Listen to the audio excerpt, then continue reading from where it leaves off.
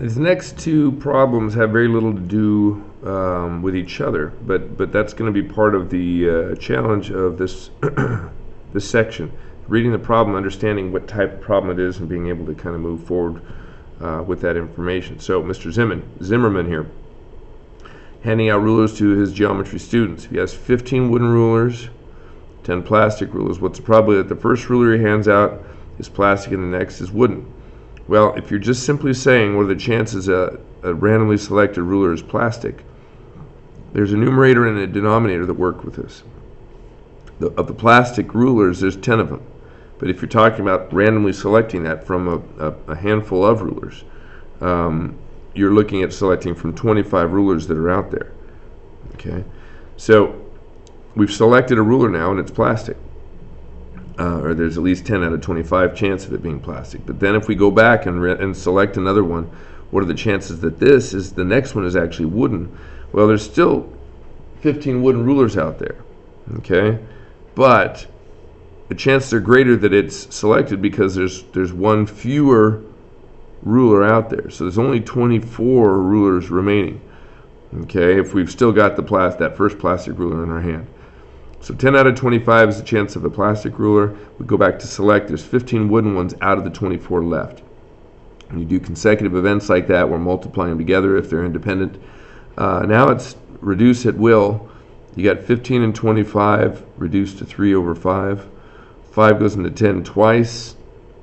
10 goes into 24 12 times, and we're left with 3 over 12, which boils down to be 1 over 4, which happens to be one of our choices. Option B.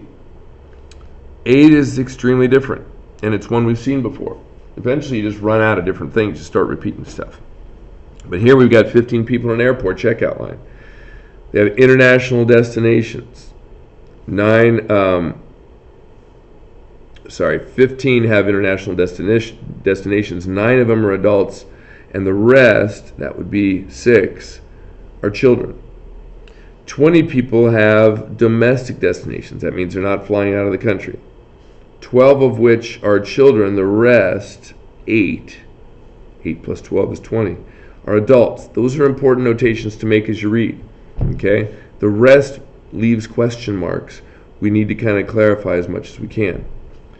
If an airport employee randomly selects 2 adult passengers, to move to the front of the line, what's the probability that both adults have domestic destinations? Well, there's a lot that goes into that. Okay, so you've got basically you're dealing with just domestic. Okay, how many of those were domestic? Let's go back. 20 people have domestic destinations. So there's 20 people. I'm sorry, 2 adult passengers. Let me go back.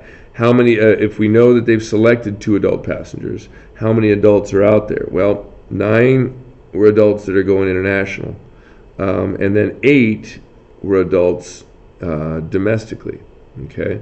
So if we look at the 9 and the 8, that's 17 adults out there. We know we've selected an adult. You can't send a kid to go off by themselves.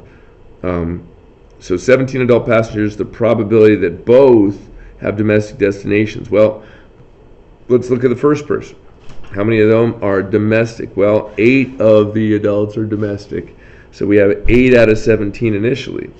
We go back and we select again. Well, we have 16 adults left, and we only have 7 adults left that are going to domestic destinations. So it's kind of a combo of 2 different ones. So if we go through the process of simplification here, it's easy enough because we have an 8. We have a 16 that reduces to 1 over 2. Nothing happens more on top. Can't cancel the 7s, people. Come on. So we have a 7 on top. We have a 2 times 17 for 34 on the bottom.